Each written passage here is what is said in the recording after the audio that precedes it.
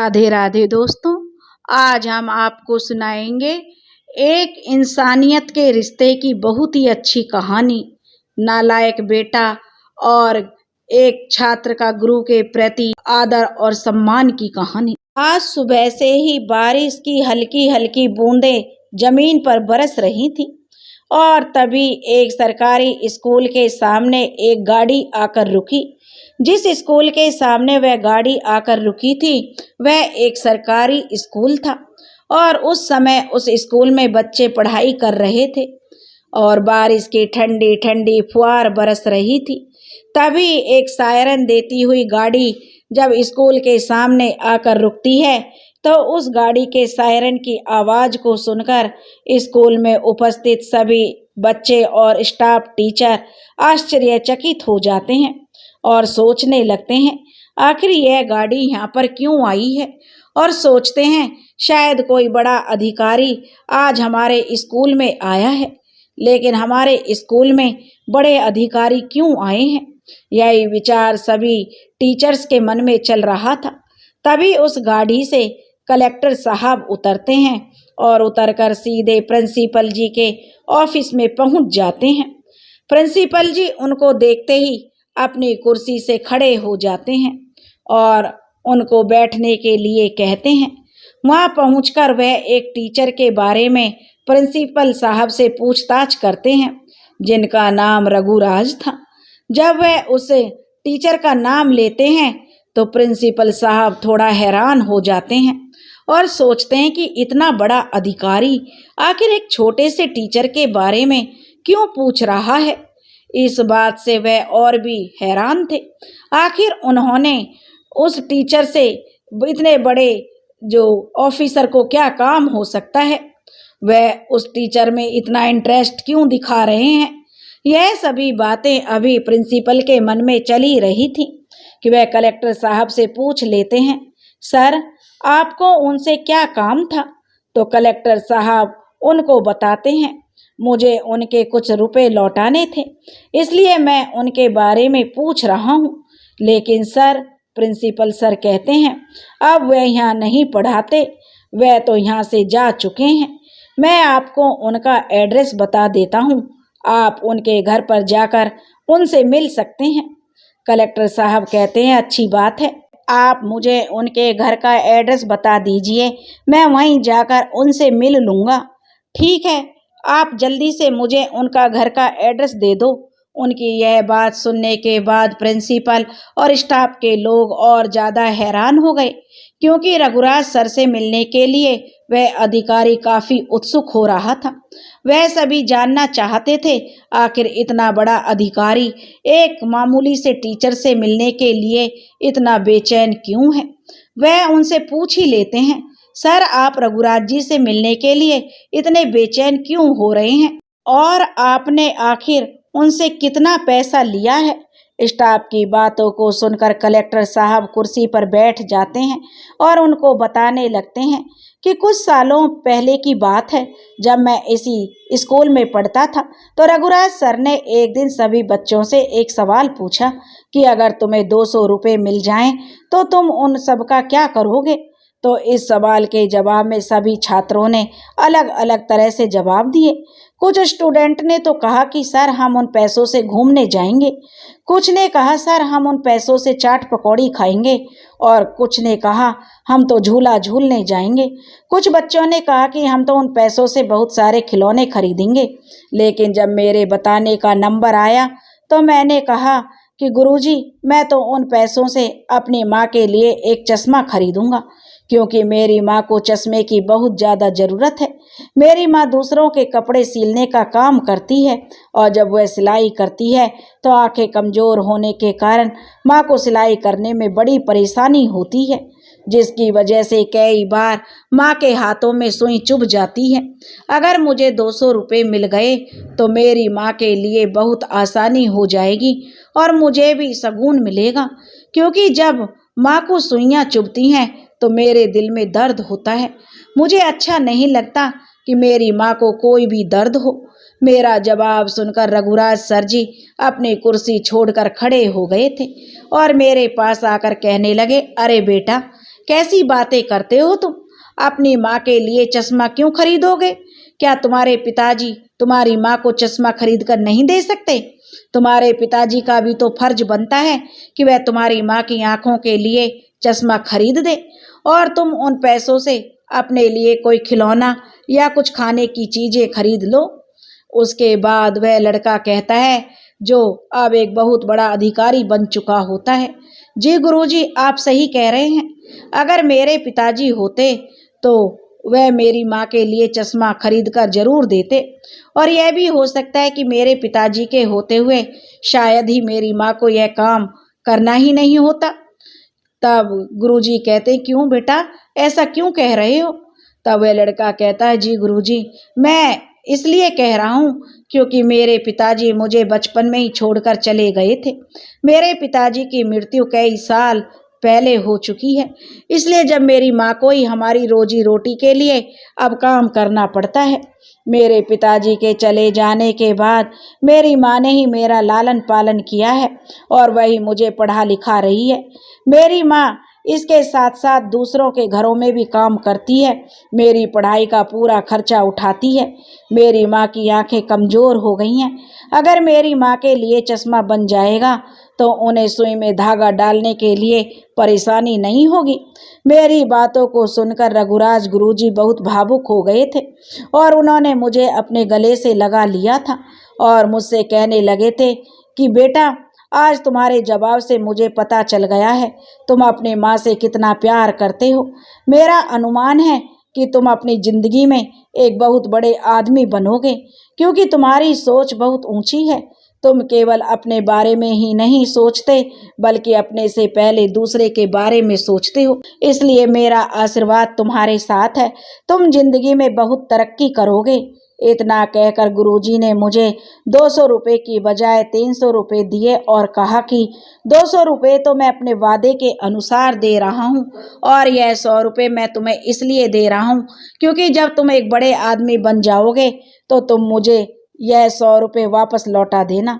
उसके बाद वह कलेक्टर साहब बताने वालों की इस तरह से जिज्ञासा को शांत करते हैं। कलेक्टर साहब बताने लगे, इस तरह से गुरुजी ने मेरी कई बार मदद की। कभी वह मुझे मेरी यूनिफॉर्म दिला देते और कभी मुझे किताबें भी दिलवा देते थे। कभी कभी मुझे जिस चीज़ की ज़रूरत होती थी वह भी दिलवा देते थे।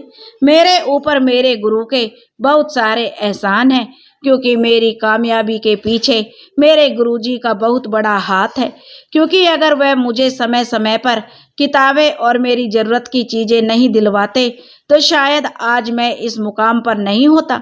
इसलिए गुरुजी के प्रति मेरे मन में बहुत ही आदर और सम्मान है।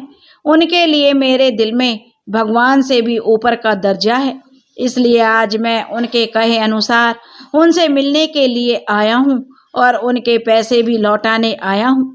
कलेक्टर साहब की बातों को सुनकर प्रिंसिपल और बाकी का स्टाफ भावुक हो जाते हैं और अपनी बातों को बताते बताते कलेक्टर साहब की आंखों से भी आंसू आने लगते हैं।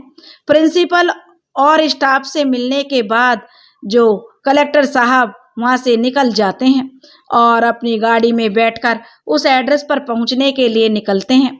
थोड़ी देर सफ़र तय करने के बाद वह गुरुजी के घर के पास पहुँच जाते हैं, लेकिन जब वह वहाँ पहुँचते हैं तो उन्हें पता चलता है कि उन्होंने तो अपने घर को बेच दिया और कहीं और जाकर रहने लगे हैं। यह देखकर कलेक्टर साहब काफ़ी दुखी होते हैं, लेकिन फिर भी हिम्मत नहीं हारते। आज पड़ोस वालों से उनका एड्रेस मालूम करके वह शहर के लिए निकल जाते हैं, जहाँ पर रघुराज सर जी जाकर रहने लगे थे। थोड़ी देर बाद जब वह उनके घर पहुँचते हैं तो घर के सामने जाकर उनके घर का दरवाज़ा खटखटाते हैं तो अंदर से एक लड़का बाहर आकर कहता है, बताइए आपको किससे मिलना है। उसके बाद कलेक्टर साहब कहते हैं कि मुझे रघुराज जी गुरुजी से मिलना है और रघुराज सर से मुलाकात करनी है, क्या मैं उनसे मिल सकता हूँ? वह घर रघुराज सर जी का है क्या? तो रघुराज सर का नाम सुनते ही वह लड़का हैरान हो जाता है और सोचने लगता है, यह तो कोई बड़े अधिकारी से लगते हैं, लेकिन इनको मेरे पिताजी से क्या काम हो सकता है। रघुराज जी का लड़का अच्छे स्वभाव का नहीं था और वह कलेक्टर साहब को ऊपर से नीचे देखने लगता है और सोचता है अब मैं इनको क्या जवाब दूं, क्योंकि उसने अपने पिता को वृद्धाश्रम में छोड़ दिया था और लगभग 5-6 सालों से वह अपने पिताजी से मिला तक नहीं था और उसे अपने पिता के बारे में कोई खबर भी नहीं थी। उसे यह भी पता नहीं था कि उसके पिताजी अभी जिंदा हैं या फिर मर गए। यह सभी विचार रघुराज जी के बेटे के मन में चल रहे थे। तभी वह उनसे पूछता है कि आपको उनसे क्यों मिलना है, क्या काम है? मुझे उनके कुछ रुपए लौटाने थे, इसी सिलसिले में मैं उनसे मिलने आया हूँ। पैसों का नाम सुनते ही रघुराज जी के बेटे के मन में लालच आ गया और वह बोला, जो भी पैसे हैं आप मुझे दे दीजिए, मैं उनको लौटा दूंगा। आखिर मैं उनका इकलौता बेटा हूँ, आप मुझे निसंकोच उन पैसों को दे सकते हैं।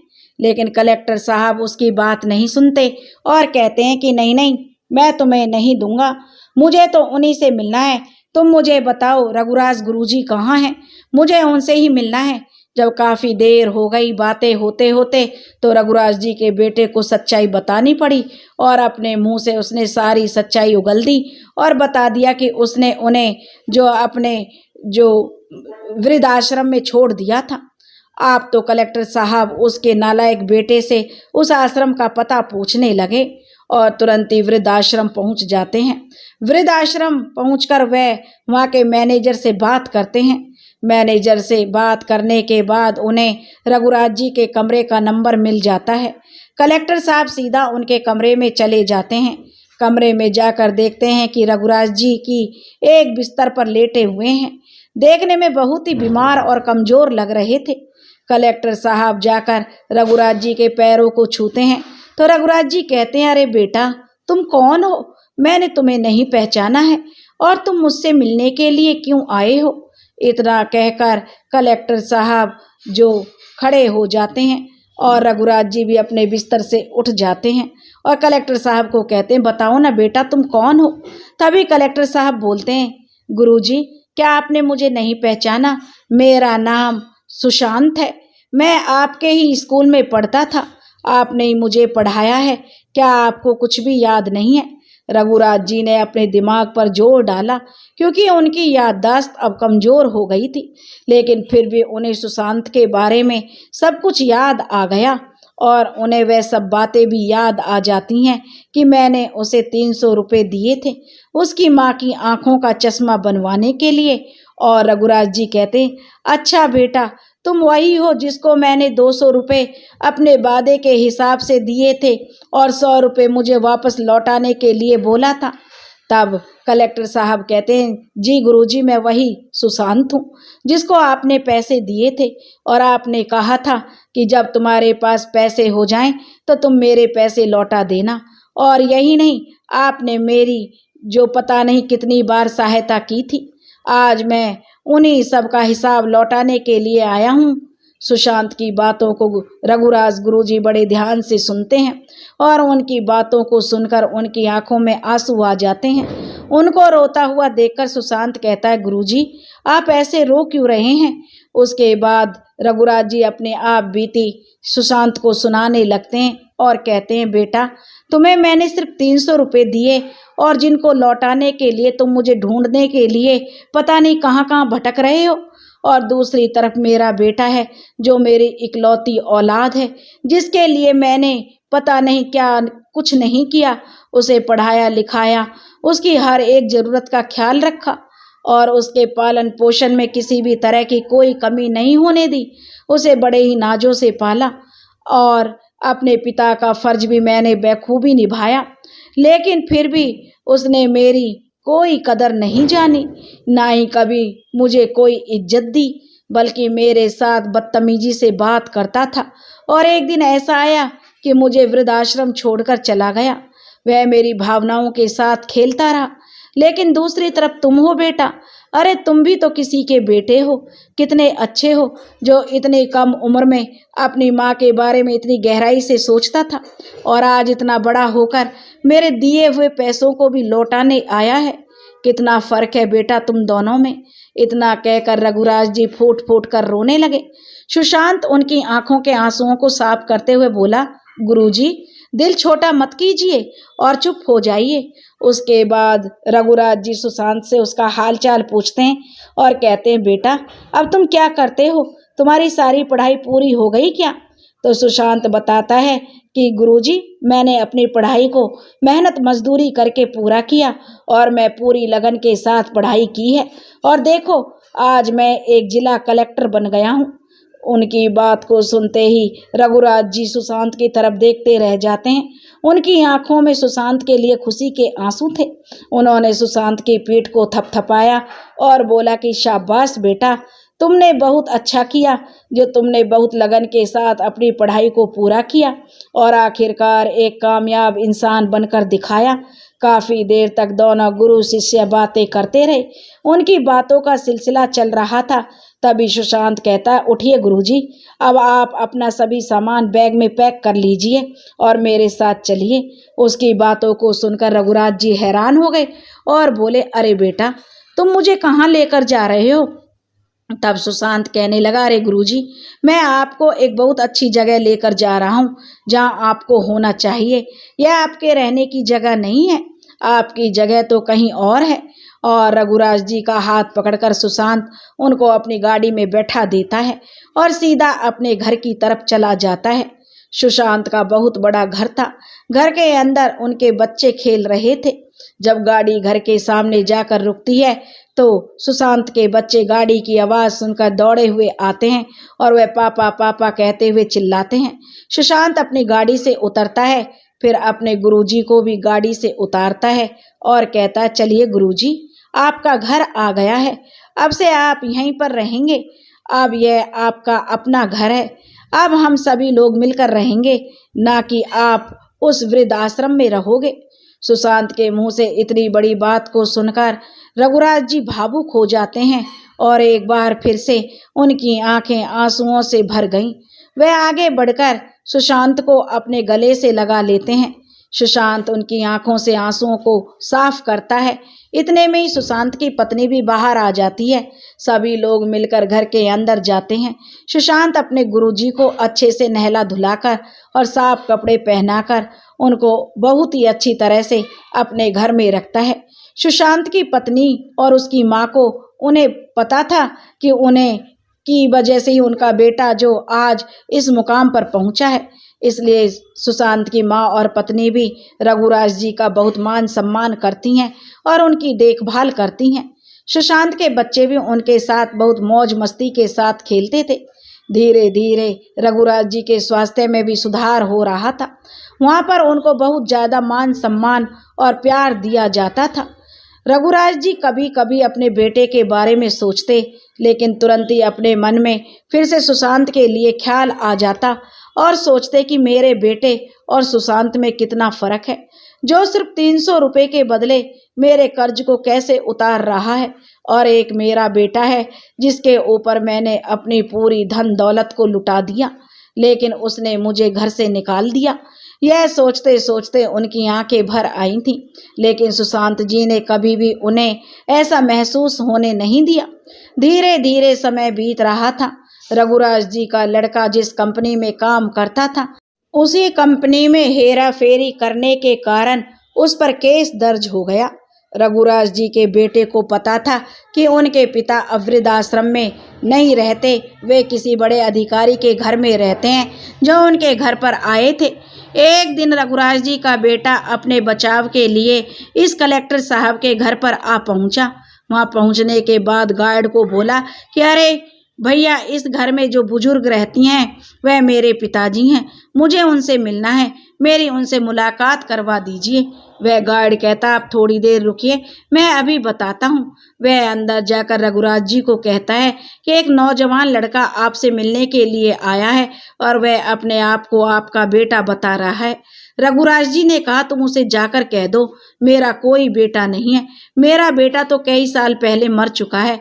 मेरा बेटा तो मेरे लिए उसी दिन मर गया था जिस दिन वह मुझे वृद्ध आश्रम में छोड़कर आया था।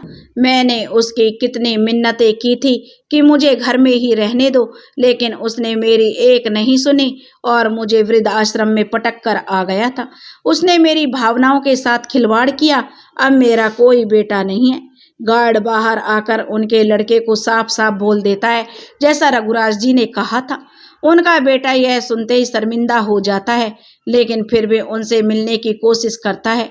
इसलिए वह बाहर ही खड़ा होकर अपने पिताजी को आवाज लगाने लगता है, पिताजी मेरी एक बार तो बात को सुन लीजिए, मैं बाहर खड़ा हूँ।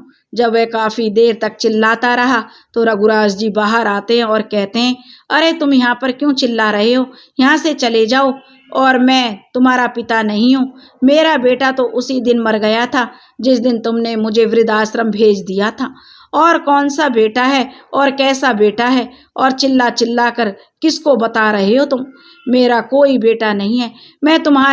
मैंने कितनी मिन्नतें की थी कि मेरे साथ ऐसा मत करो, लेकिन तुमने मेरी एक नहीं सुनी थी।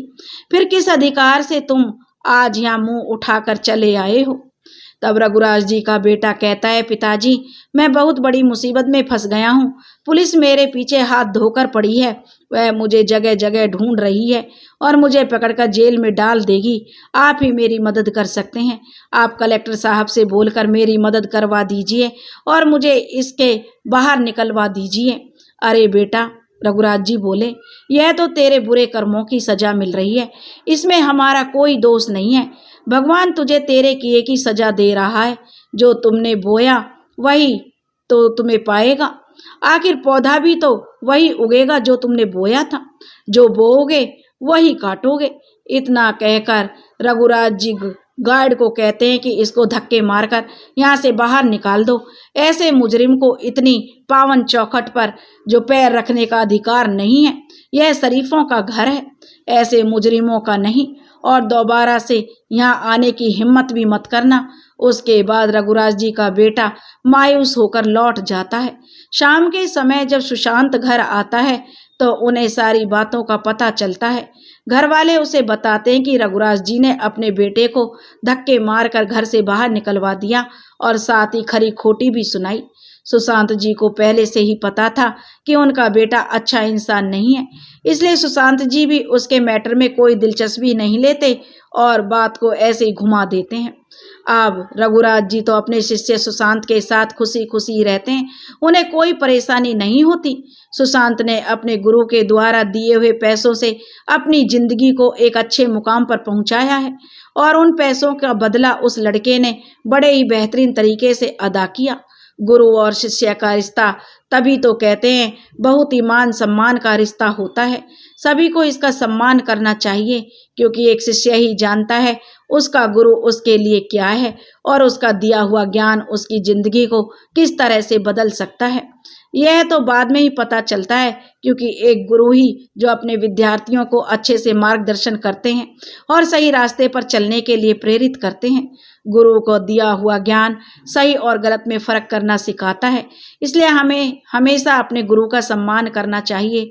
गुरु से मिलने वाली शिक्षा ही वह सबसे शक्तिशाली हथियार होती है जिसका उपयोग आप दुनिया को बदलने के लिए कर सकते हैं। इसलिए उन्हें पूरा पूरा आदर और सम्मान देना चाहिए, जैसा कि सुशांत ने अपने गुरुजी को दिया था। किसी ने सही कहा है, इंसानियत दिल से होती है, हैसियत से नहीं।